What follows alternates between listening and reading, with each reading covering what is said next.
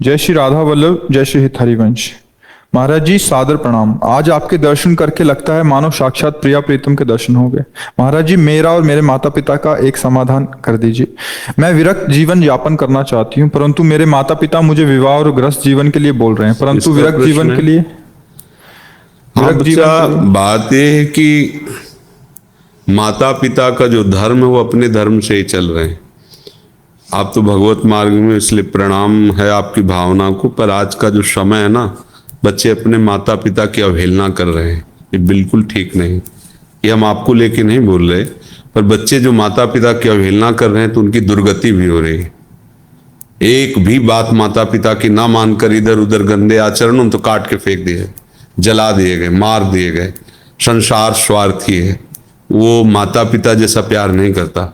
माता पिता अंदर से चाहते हैं मेरा बच्चा सुखी रहे, जीवन भर सुखी रहे। हाँ, अब जैसे आपकी परमार्थ की बात है, अब हम आपका पक्ष लेंगे कि यदि आपको ब्याह नहीं रुचता तो मत कीजिए, पर आप माता पिता के अनुकूल रहिए, माता पिता की नजर में रहिए, माता पिता के साथ रहिए।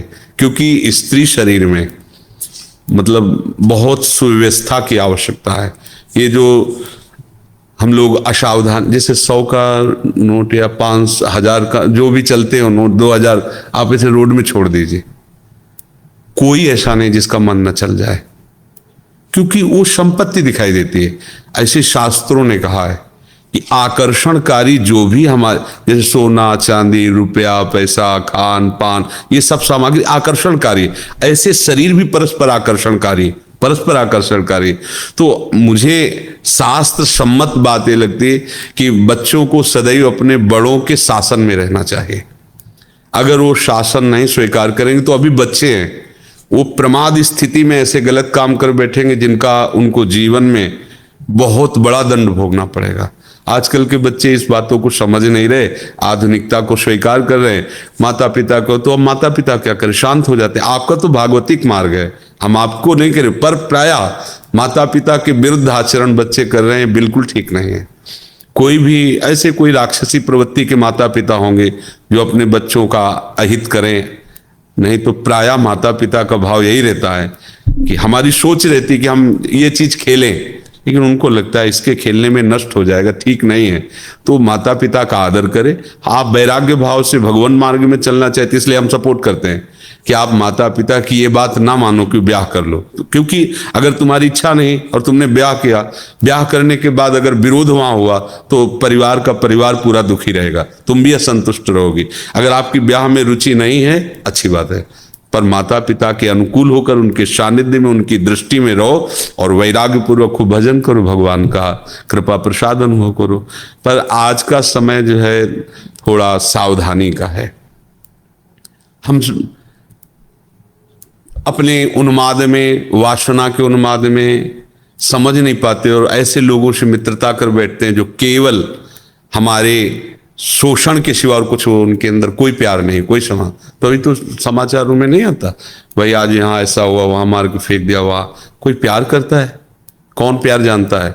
हमारी चमड़ी को देखकर, हमारे शरीर को देखकर भले प्यार करे। कोई हमसे प्यार करेगा माता पिता, क्योंकि उनको लगता है ना मेरा बच्चा है।